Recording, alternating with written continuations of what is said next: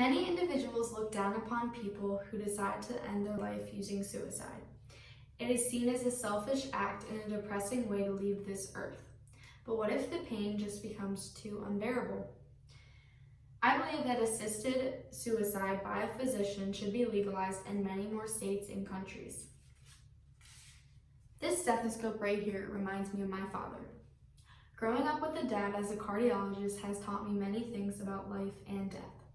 Over the years, he has encountered many terminally ill cardiac patients, and several of those patients have brought up the idea of physician-assisted suicide to end their suffering. These patients want to leave this earth with dignity, but they don't know how much longer they can last. Assisted suicide is a painless procedure to end the suffering of a patient. A lethal drug or medicine is administered by the patient themselves, but it is given by the physician, which is why it is assisted. According to Engber, the process requires a lot of oversight by other physicians, and the patient is not doing this by themselves. It is a safe procedure, and it can only be done and given to patients that are over the age of 18. The procedure starts by a patient orally requesting the physician-assisted suicide. 2 weeks later, a doctor will return to the patient and ask the question again if they want to move on and proceed forward with this treatment. If the patient answers yes, 2 witnesses for the patient will sign paperwork for legal reasons to continue. Cheney states that most assisted suicides occur in the comfort of the patient's own home. 80% of people prefer to die at home. This gives the patient a sense of belonging and well-being. Assisted suicide is used for terminally ill patients only and not mentally ill, which is very important to understand in this topic. The several countries and states that do perform this procedure have very strict guidelines. The authorities are licensed to protect the mentally ill and incompetent individuals from receiving this treatment without oversight.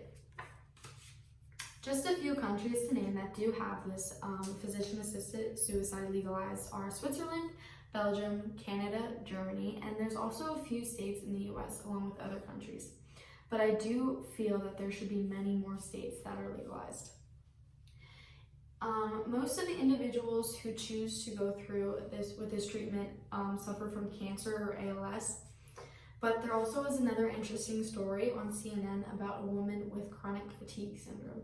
This woman's name is Cindy Siegel-Scheffler, and she chose to speak out about her experience and why she chose physician-assisted suicide. After being diagnosed with chronic fatigue syndrome, Cindy realized that her life was not how she wanted it to be. She woke up every day and felt like she was living in hell. She scheduled her assisted suicide because of the pain and decided to fly to Switzerland where it was legalized.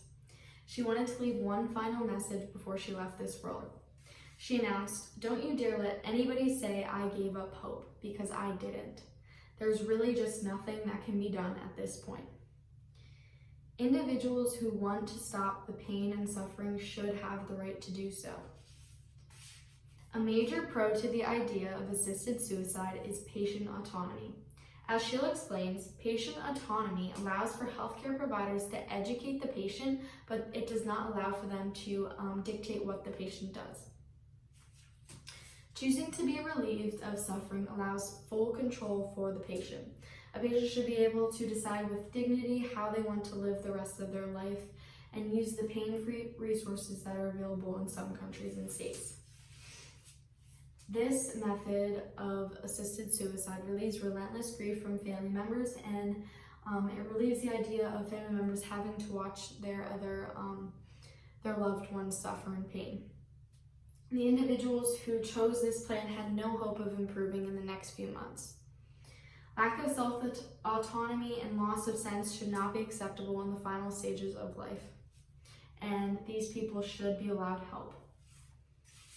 This graph right here shows the amount of support in some of the countries listed here, and as you can see, the support is above 50%.